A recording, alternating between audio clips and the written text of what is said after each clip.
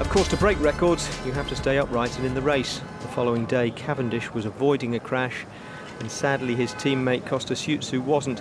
He came off and broke his leg, and just like that, Sky were down to 8, the first team to lose a rider. On the run-in to Boulogne-sur-Mer, they were lucky they didn't lose at least one more. There's a rush on the left of the picture. Cancellara and Sagan are going in the middle as they break on the right as well. Now, can Peter Sagan control this one? Because it's going to be... Oh, there's a crash in the middle. A rider and Vacon Soleil went down. That's broken up the peloton. They are out of this now. Cancellara is trying to... Sagan is over the top. Now he'll see the finishing line. Is there any stopping this man as he kicks again? Boysenhagen is on the right. Sagan is coming clear to win his second stage. He will consolidate his lead in the green jersey. And I think Cancellara will keep yellow as Sagan gets it. Cancellara close enough, probably a 1 second time gap. He's dancing all the way to the line. Boysenhagen second. Well, Phil, 2 stage wins in 3 days for a 22-year-old is really something very remarkable indeed. And Bradley Wiggins is off the back now. I wonder if he was involved in that crash. If he was involved in the crash, he will get the same time as the rest of the field. Yes, he will, under the rules. In the last 3 kilometres, if you are together when there's a fall, they will give you the same time as the riders you are with when you fell. So technically, all of these riders should be given the same time today. Yes, with the crash happening inside 3 kilometres to go, all the riders delayed in it were given the same time. Although Chris Froome had come close to losing more than time as the crash sent him up the right-hand barrier and nearly into the crowd. But the end result was no change to the top 5, with Fabian Cancellara still leading Bradley Wiggins and Sylvain Chavanel by the 7 seconds he'd taken in the prologue. There was one question to be cleared up, though. Today, your salute, your celebration, it was a famous character from a famous film, yeah? Yeah, because I spoke with my friends in the dinner, and this is the Forrest Gump when I did in the finish. Forrest Gump? Yeah, Forrest Gump. How many more do you have, Peter? I don't know, maybe, and more. We'll see. Thank you very much. Well done. Thank you.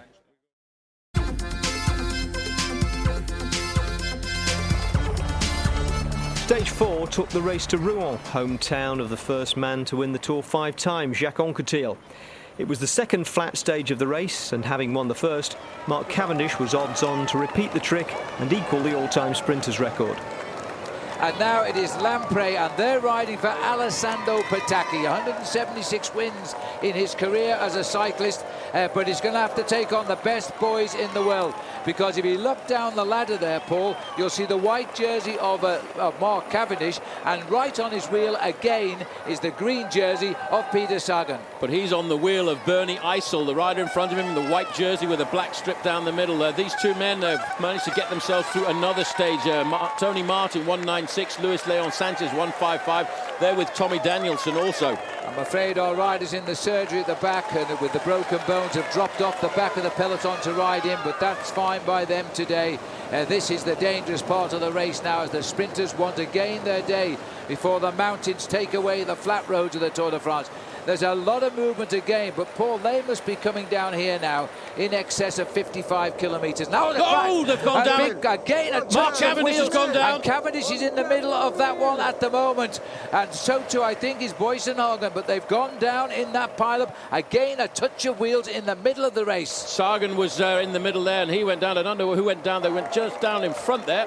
Cavendish had somebody in front of him, and I think he got round.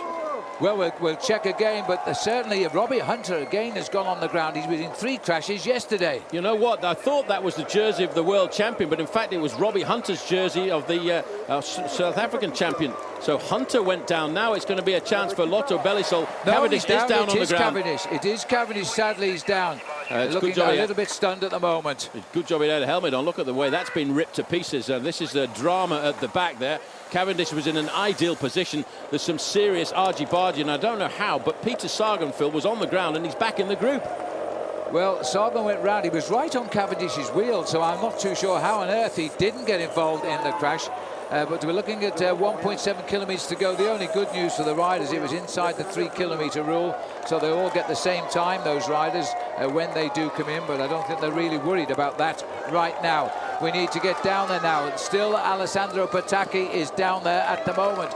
And Matthew Goss is still down there as far as we can see. It looks as though Tom Wieles is still there for the Shimano boys in white as well. Yeah, but Phil, there are still 4 riders from Lotto Belisol now. This is their lead out. The 4th man in that line now is Andre Greipel. In front of him, it's the Kiwi Greg Henderson. He said the other day, oh, we were so close, and he's today going to try and make sure he delivers his man into the ideal position.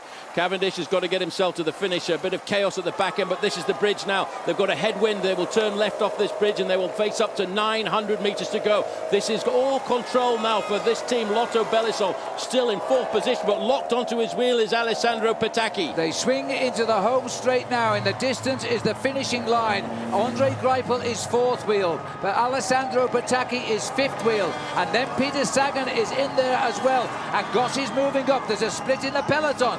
And the final lead out now. This is Adam Hansen trying to lead out. The last man to go will be Andre Greipel. He may have his hands full here with Patacchi. And moving up as well is Boysenhagen is also behind Patacchi. This is a sprinter's delight, and Goss is waiting to make the move. And he's making his move now, Matthew Goss, as he runs up the outside. Can Greipel hold off Goss? Sagan is coming up over on the right. Greipel has won this. Patacchi can't go round him. Greipel, Patacchi on the line. Well, thank you very much, Greg Henderson. That was a sprint for 200 metres to go for Greg Henderson. He pulled off and let Andre Greipel get the victory. That was a well-timed acceleration. How happy are these men? There is Henderson saluting there. I think the rider behind there was Tom Wieles in the white jersey as well, so good result for him. But Greipel is the man. He's got the victory today. May be totally unaware that Cavendish has crashed, but he must have wondered where he was in the sprint in that case. Well, let's just have a look. This is how you take a textbook sprint to the line. Now, you can see that's Greg Henderson. He will be sprinting his heart out there to try and look as far as he can, to try and take his man as close as he can to the finish. And now, all of a sudden, he launches Andre Greipel in an ideal position. If this had been 10 years ago, the man in the pink jersey there, Alessandro Patacchi, would have come whipping by Andre Greipel. But no, he's getting a little bit long in the tooth to have that last top-end acceleration. He still challenges, but Greipel was all the way to the line there, and that was a great move by Greg Henderson, I have to say, and the whole team, Lotto Belisol. Poor old Mark Cavendish, though, he's not going to be a happy camper this afternoon, because that could very easily have been another victory for him. Cavendish and his lone tour bodyguard Bernie Eisel had both gone down hard, and with the chance of a stage win long gone, just rolling over the line in one piece was a triumph of sorts. Cav had better things to do than talk about his injuries, like getting them seen to. Sky Team boss Dave Brailsford delivered the medical update. So just spoken to the doctor. Both guys have got superficial injuries, apart from Bernie. Had quite a deep laceration above his eye. He's had some stitches, but the doc reckons they'll be both fine to start tomorrow. And cuts and bruises over how much of their bodies? Well, usually, as usual, on the back of the shoulder, the hips. Legs okay, but I think the worst injury, there's no broken bones, that's the key thing, but it's just this cut above Bernie's eye, but he's having that looked at now, so all should be okay.